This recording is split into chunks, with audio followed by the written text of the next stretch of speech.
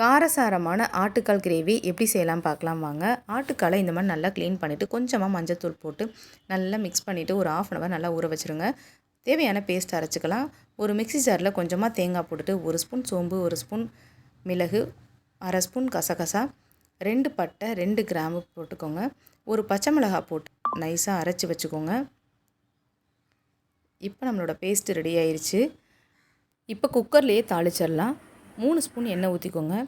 ஒரு பிரியாணி இலை, 2 பட்டை, 2 கிராம்பு, 2 ஏலக்காய் போட்டு சின்ன வெங்காயத்தை குட்டி குட்டியாக கட் பண்ணி நறுக்கி வச்சுருக்கேன். அதையும் சேர்த்து கொஞ்சமாக புதினா இலை சேர்த்து நல்லா வதக்கி விடுங்க.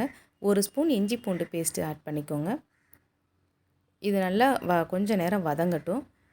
1/2 தக்காளியை குட்டி குட்டியாக கட் பண்ணியிருக்கேன். அதையும் சேர்த்து நல்லா வெங்காயம் தக்காளியை நல்லா வதக்கி விட்டுருங்க. இப்போ பாருங்கள் நல்லா வதங்கிருச்சு. இதுக்கு தேவையான மசாலா பொடியை பார்க்கலாம். 1 ஸ்பூன் மல்லித்தூள், 1 ஸ்பூன் மஞ்சள் தூள், 1 ஸ்பூன் தனி மிளகாய் தூள் சேர்த்துக்கோங்க. உங்கள் காரத்துக்கு ஏற்றாப்புல நீங்கள் ஆட் பண்ணிக்கோங்க.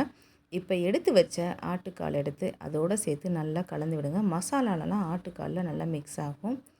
இப்போ பாருங்கள் நம்ம அரைச்சி வச்ச தேங்காவையும் இதோடு சேர்த்து நல்லா கலந்து விட்டுக்கலாம். தேவையான அளவு உப்பு சேர்த்துக்கோங்க. கடைசியாக 1 ஸ்பூன் மட்டன் மசாலா சேர்த்து நல்லா கலந்து விடுங்க. இப்போ நல்லா கலந்து விட்டாச்சு. நமக்கு தேவையான அளவு தண்ணியை இதோடு சேர்த்துக்கலாம். ஒரு கொதித்த உடனே குக்கரை க்ளோஸ் பண்ணிவிட்டு விசில் வச்சுருங்க. 8 to 9 விசில் வரைக்கும் இது வேகட்டும். இது வேகிறதுக்கு கொஞ்சம் டைம் ஆகும். இப்போ பாருங்கள் சுவையான ஆட்டுக்கால் கிரேவி ரெடி ஆயிடுச்சு.